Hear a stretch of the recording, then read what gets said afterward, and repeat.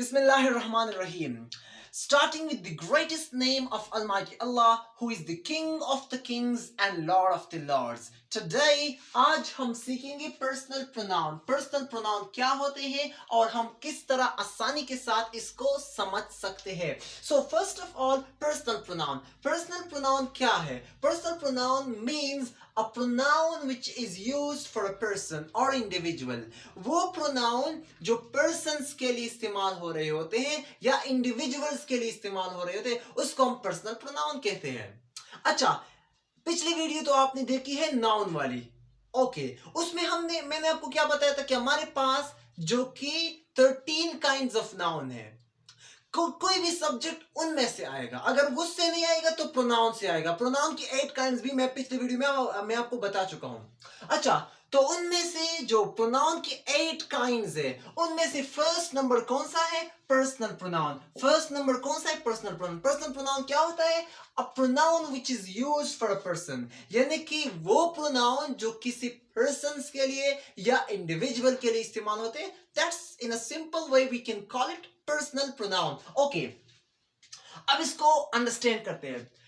Personal pronoun फिर मजीद divide हुए हैं या सब टाइप हुए हैं या आप कह सकते हैं बाइफर्केट हुए हैं 3 काइंड्स में, यानी कि 3 हिस्सों में, 3 पार्ट्स में ये फिर बाइफर्केट हुए, मजीद तकसीम हुए। नंबर फर्स्ट को हम कह सकते हैं फर्स्ट पर्सन, नंबर सेकंड को हम कह सकते हैं second person and number third is obviously third person. अच्छा, अब समझते हैं फर्स्ट पर्सन क्या है। उसमें हमारे पास 2 प्रोनाउन आते हैं। Number first is I and number next is we. So I और वी प्रोनाउन आज के बाद आप जहां भी देखें तो आपको समझ आना चाहिए कि ये कौन से प्रोनाउन है? पर्सनल प्रोनाउन है। पर्सनल प्रोनाउन में कौन सा वाला हिस्सा है? फर्स्ट वाला, फर्स्ट पर्सन है।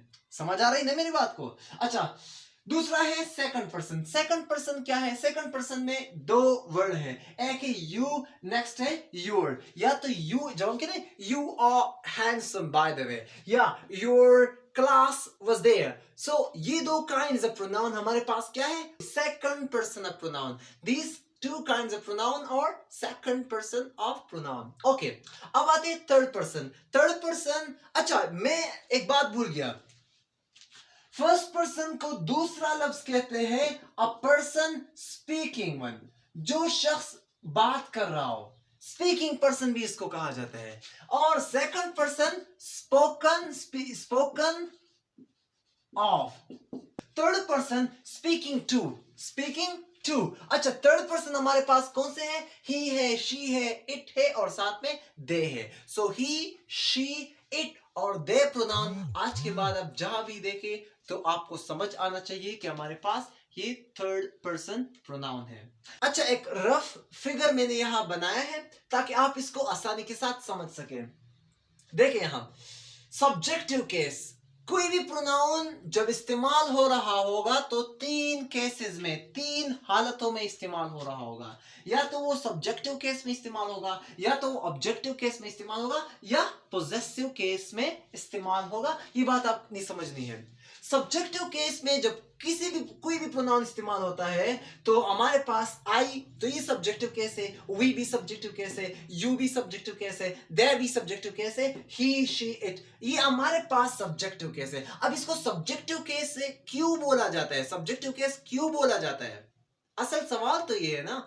तो सब्जेक्ट को मैं आपको आसान अल्फाज में समझाता हूं। Subject is the combination of 2 things, noun और प्रोनाउन, यानी कि नाउन और प्रोनाउन की कॉम्बिनेशन को हम सब्जेक्ट कहते हैं। वो सेंटेंस और सब्जेक्ट को हम दूसरे अल्फाज में भी समझा सकता हूं मैं आपको। The doer of an action is called subject, यानी कि कोई भी काम करने वाला जो हो उसको हम सब्जेक्ट कहते हैं। तो I, we, you, they, he, she, it हमारे पास क्या है? सब्जेक्ट है। अच्छा, तो ये सब्जेक्टिव केस में प्रोनाउन इस्तेमाल हुआ है। नेक्स्ट वन हमारे पास है ऑब्जेक्टिव केस। ऑब्जेक्टिव केस समझना चाहिए हमें। ऑब्जेक्टिव केस में the receiver of an action is called objective. Understood? The receiver of an action is called object. Okay, so यहां जो प्रोनाउन इस्तेमाल हुए हैं वो ऑब्जेक्टिव केस में हुए। उन प्रोनाउन ने उस एक्शन को रिसीव किया है। लाइक आई कहां कन्वर्ट हो जाएगा? मी तक। वी कहां हो जाएगा? अस तक। यू कहां? यू बस ठीक होगा। दे कहां इस्तेमाल होगा? देम तक। ही, हिम, शी, हर और इट अपनी जगह पर आ जाएगा, इट में कन्वर्ट हो जाएगा। ये तो चले सब्जेक्ट और ऑब्जेक्टिव केस है, पर सबसे मोस्ट इंटरेस्टिंग है पोजेसिव केस। कोई भी प्रोनाउन जो पोजेसिव केस में इस्तेमाल हो जाए। तो पोजेसिव केस पहले समझते हैं कि पोजेसिव केस कहते हैं, पोजेसिव कहते हैं ओनरशिप को। ओनरशिप क्या होता है? मलकियत, यानी कि मलकियत जाहिर करना होता है, या उस अथॉरिटी जिसे हम कहते हैं। अच्छा, पोजेसिव केस आई का पोजेसिव केस क्या होगा? माई होगा। वी का पोजेसिव केस क्या होगा? आवर। समझ रहे ना? आई डू दिस वर्क या माई स्कूल, तो पोजेसिव आई का पोजेसिव केस क्या हुआ? माई। वी का आवर, एंड यू, तो यू कहां इस्तेमाल होगा पोजेसिव केस में? योर्स में। अच्छा, नेक्स्ट है दे, तो दे किस तरह इस्तेमाल होगा? देयर्स में। नेक्स्ट वन है ही किस तरह इस्तेमाल होगा? हिज में होगा। शी किधर इस्तेमाल होगा? हर्ज में होगा। इट किस तरह इस्तेमाल होगा? इट्स में इस्तेमाल होगा पोजेसिव केस में। इट्स, ओके, हम सिंपल एस लगाएंगे तो ये पोजेसिव केस हुआ। अच्छा, ये बात समझनी है, एक बात बहुत जरूरी है। हम लोग बाज दफा गलती करते हैं, हम इस यूअर्स के साथ या ये जो इट्स के साथ है ना, इसके अच्छा, ये बात पॉइंट टू पॉन्डर है, सोचने और समझने की बात है कि बाज दफा आपने देखा होगा कि यूअर्स और इट्स के साथ लोगों ने एपोस्ट्रोफी लगाया हुआ होता है, लेकिन ये सरासर गलत है, क्योंकि ये योर्स और इट्स तो पोजेसिव केस में है, और पोजेसिव केस तो खुद भी मलकियत शो करता है, ओनरशिप शो करता है। और हम एपोस्ट्रोफी लगाते क्यों हैं? इसलिए लगाते हैं ताकि हम क्या शो करें? मलकियत शो करे, ओनरशिप शो करे। ये तो खुद भी पोजेसिव है, तो योर्स के साथ एपोस्ट्रोफी यानी कि जो ऊपर वाला काम होता है वो इस्तेमाल नहीं होता, और इट्स के साथ भी ना नहीं होता। पोजेसिव प्रोनाउन के केस की बात मैं कर रहा हूं, मेरी बात समझ रहे हो ना? अच्छा, अब आते हैं इसकी जरा एक दफा फिर ओवरव्यू करते हैं। पर्सनल प्रोनाउन मैंने आपको बताया, a pronoun which is used for a person, यानी कि पर्सन की जगह जो प्रोनाउन इस्तेमाल होता है इसको हम पर्सनल प्रोनाउन कहते हैं।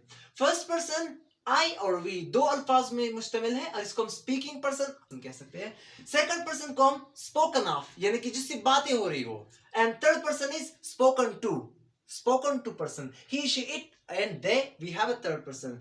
फिर ये subjective case, objective case and possessive case मैंने तफसील के साथ आपको समझाया। तो I hope you understood today's lecture, and if you have any kinds of questions, you can write those questions in the comment box and I'll reply you very soon.